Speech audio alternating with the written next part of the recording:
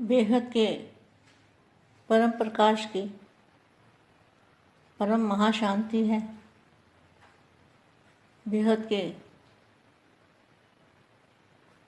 दिव्य परम प्रकाश की महाशांति है। बेहद की महाशांति है। बेहद के प्रकाश की परम महाशांति है। परम महाशांति है। देखो बच्चों,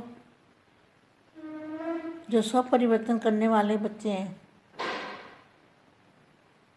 जो दादाजी के दिल तख्त नशीन बच्चे हैं, जो सच्चे सच्चे विश्व सेवाधारी हैं,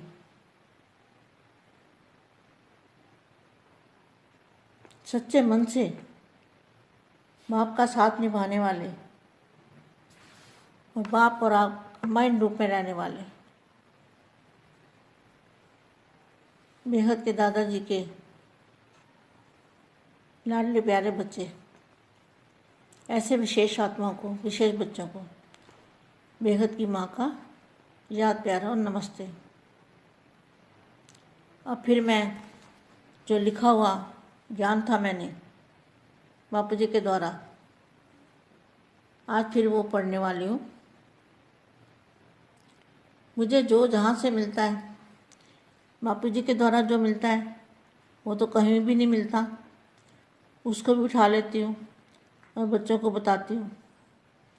वानियों में मिलता है व्यक्त वानियों में, तो उसको भी उठा लेती हूँ, वो भी बच्चों को देती हूँ,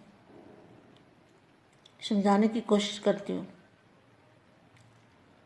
और आज के पुरुषार्थ में भी जो मिलता है वो भी अच्छे शब्द कुछ मिलते हैं तो उनको भी मैं ले लेती हूँ। तो 205 नंबर का जो आज का पुरुषार्थ था, उसमें था कि जो शक्तियाँ हैं, शक्तियों से पर्दा उठ गया। तो पर्दा उठने का मतलब क्या है? जो पहले बंद दरवाज़ा पड़ा था, शक्तियों का दरवाज़ा बंद पड़ा था, वो बापू जी के द्वारा खुला ना। शक्तियाँ कहाँ पर हैं? कौन सी शक्तियाँ? कैसी शक्ति? उस शक्ति से होगा क्या?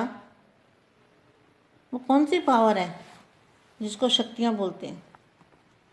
और धारण कौन करेगा? जो बेहद की शक्तियाँ होंगी वही बेहद की शक्ति को धारण कर सकती है। साधारण आत्मा उस बेहद की शक्ति को, दादाजी की शक्ति को धारण नहीं कर सकती। तो पर्दा किनके लिए उठा है? जो बेहद की शक्तियाँ, चाहे उसमें पुरुष हो या नारी हो, कोई भी हो, आत्मा रूपी सब भाई भाई है। तो बेहद के दादाजी की जो शक्तियाँ हैं उसके ऊपर से पर्दा उठ गया है। तो ये पर्दा उठा तो शक्तियाँ लेने वाले कौन हैं? बेहद के बच्चे जो हैं, बेहद की आत्माएं, वो इस शक्ति को धारण कर सकते हैं, उसको समझ सकते हैं और उदाहरण करके अपना फरिश्ता स्वरूप और आत्म स्वरूप की अनुभूति कर सकते हैं।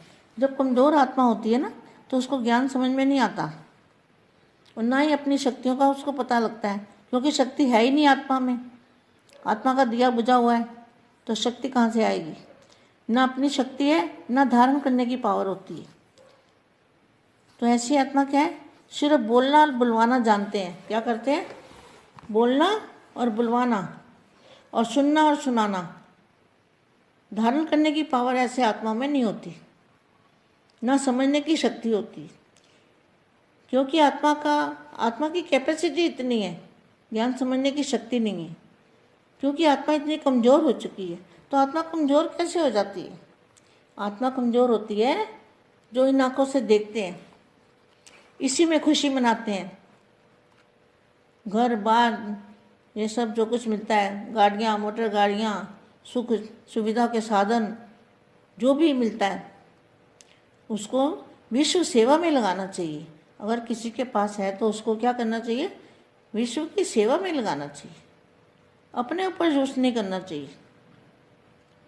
तो कमज़ोर आत्मा क्या करती है? कमज़ोर आत्मा उसमें फंस जाती है। उसके लालच में फंस जाती है, उसको यूज़ करने के लिए, सुख भोगने के लिए फंस जाती है।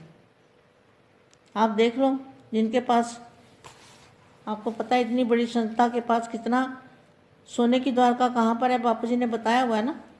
तो सुख सुविधा को नहीं छोड़ने की ताकत, आत्मा में ताकत ही नहीं है कि ज्ञान समझे और ये स्थूल माया को छोड़े। खाली दिखावा कर रहे हैं, बाकी माया छोड़ नहीं सकते। अगर माया छोड़ दे ना तो तुरंत बाप को जान जाए। जो मायावी लोग हैं वो बाप को नहीं जान सकते, ये पक्का प्रूफ है। मायावी लोग बाप को नहीं पहचान सकते क्योंकि कमज़ोर हो चुके हैं, माया के वश में है। माया ने उनको वश में किया हुआ है और बेहद के बच्चों को माया छू भी नहीं सकती। वश में तो करना बहुत दूर है, बेहद के बच्चों को माया छू नहीं सकती। तो ऐसी कमज़ोर आत्माएं ना ज्ञान धारण कर सकती है, ना दूसरों को दे सकती है। तो अपने साथ दूसरों का भी बेड़ा डुबोते हैं, खुद तो डूबे डूबे, औरों को भी साथ में ले डूबे। इनका ये हाल है। जो इनको मानने वाले हैं उनको भी ले डूबेंगे। ऐसा नहीं कहेंगे कि भाई जाओ तुम सुनो, हम नहीं जा सकते, तुम सुनो, वो भी नहीं छोड़ेंगे, नहीं, बल्कि उनके घर तक पहुंच जाएंगे कि वहाँ मत जाना, ना सुनना। तो ठीक है, इनका भाग्य इतना ही है, तो इसमें हम क्या कर सकते हैं। हम तो बहुत कोशिश कर रहे हैं, वाइब्रेशन डाल रहे हैं बेहद की परम शांति की। अब मैं जो लिखा हुआ ज्ञान है बेटा, वो मैं अपने बच्चों को आज दे रही हूँ और कल से फिर दूसरी वाणी, अव्यक्त वाणी फिर दूंगी। फिर बाद में कभी भी लिखा हुआ ज्ञान है बच्चों को सुनाया करूँगी कि मैंने क्या लिख रखा है, तो बच्चों को पता चल जाए कि माँ ने कोई मेहनत की है या नहीं की है। दादाजी के द्वारा जो मुझे शक्तियाँ मिली है, पावर मिलती है, ज्ञान समझने की शक्ति मिली है, बापू जी ने जो मुझे पावर दी है, उसको मैंने बच्चों के लिए जमा करके रखा है। वो आज मैं बच्चों को बता रही हूँ। जहाँ लिखा है फरिश्ता स्वरूप कैसा है और उसका रंग रूप। देखो बेटा, ये बात है कि जैसे जब तक हम बन नहीं जाते ना आत्म स्वरूप या फरिश्ता स्वरूप बन नहीं जाते, तब तक मुझे रोज़ ही सिखाना है। क्योंकि रोज़ रोज़ सिखाने से एक ही चीज़ वो दिमाग के अंदर घर कर जाती है, बैठ जाती है कि हमें ऐसा बनना है और ये करना है, फिर ड्यूटी याद रहती है। तो इसलिए रोज़ रोज़ छोटे बच्चे को सिखाते हैं ना, एक लिखो, एक लिखो, एक लिखो, बार बार कहते हैं एक लिखो, तो बार बार कहते हैं लिखो, क्योंकि वो याद हो जाता है पक्का। तो इसी तरह से जो मैंने लिख के रखा है वो बच्चों को बताती हूँ। फरिश्ता स्वरूप कैसा है, मतलब उसका रंग रूप सब कैसा है और उसके अंदर कौन सी शक्ति है। जो फरिश्ता रूप है उसके अंदर कौन सी पावर होगी, फरिश्ता स्वरूप, और उसका रंग रूप कैसा है। रंग रूप है सफ़ेद, वो तो दूध जैसा बताया वो मैंने। और उसकी जो शक्ति है उसके अंदर चुंबक पावर है, खींचने की पावर है।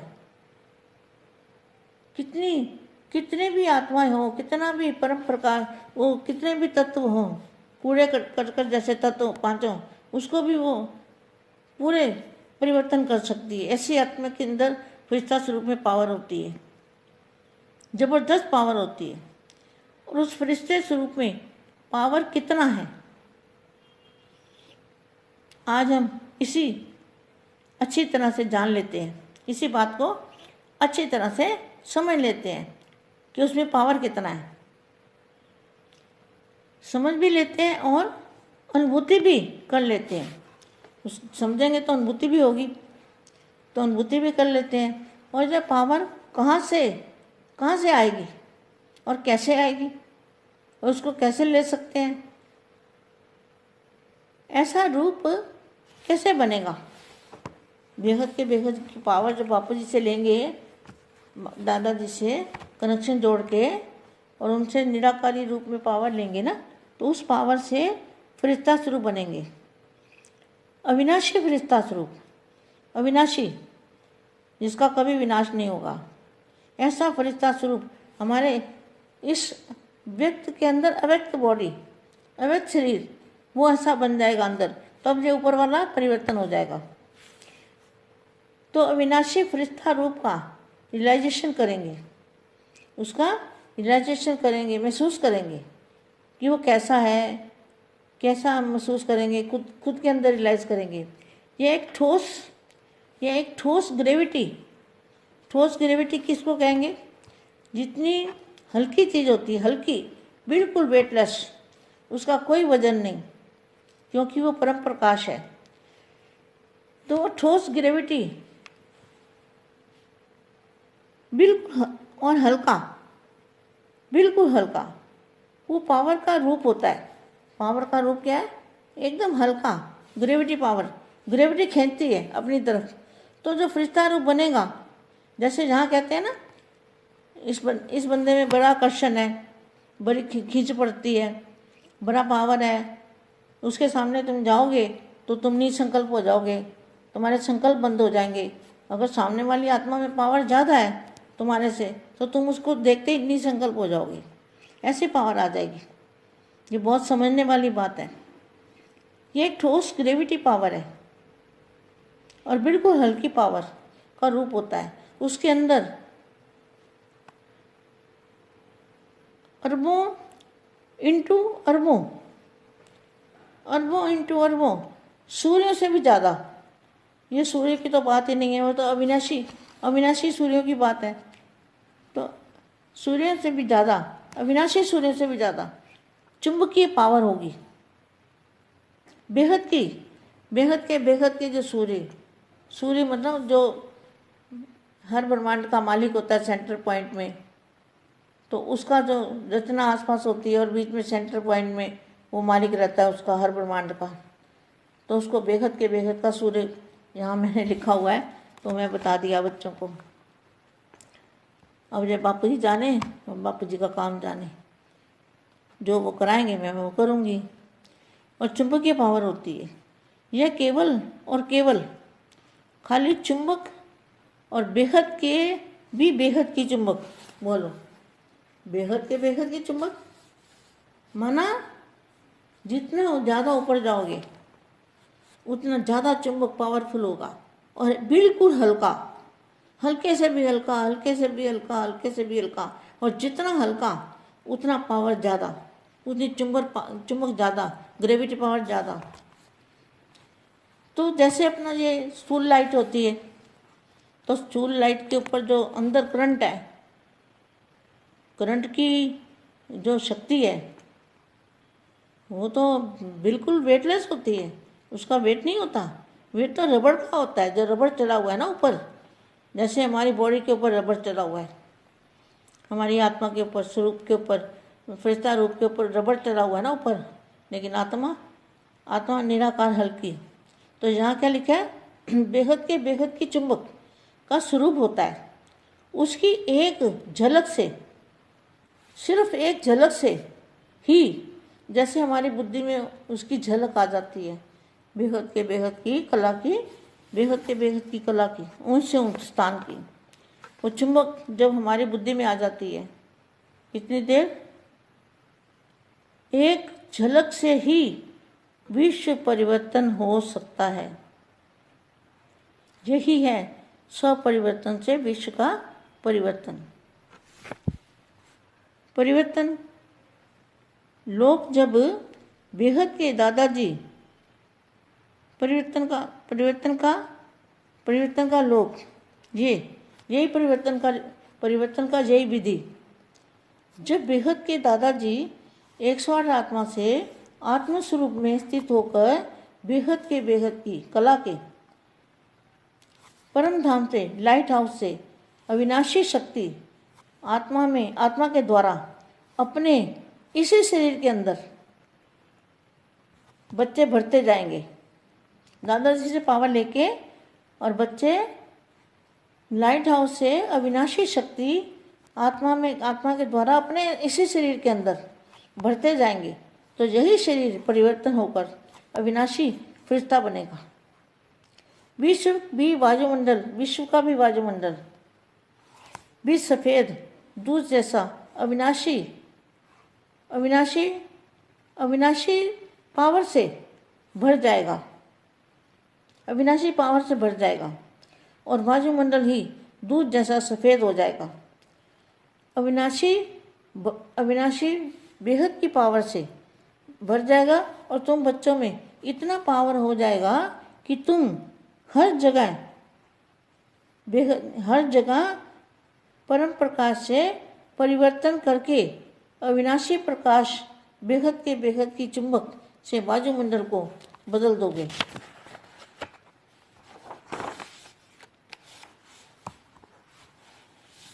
तो अविनाशी पावर को ही भरपूर कर सकते हो और करोगे भी।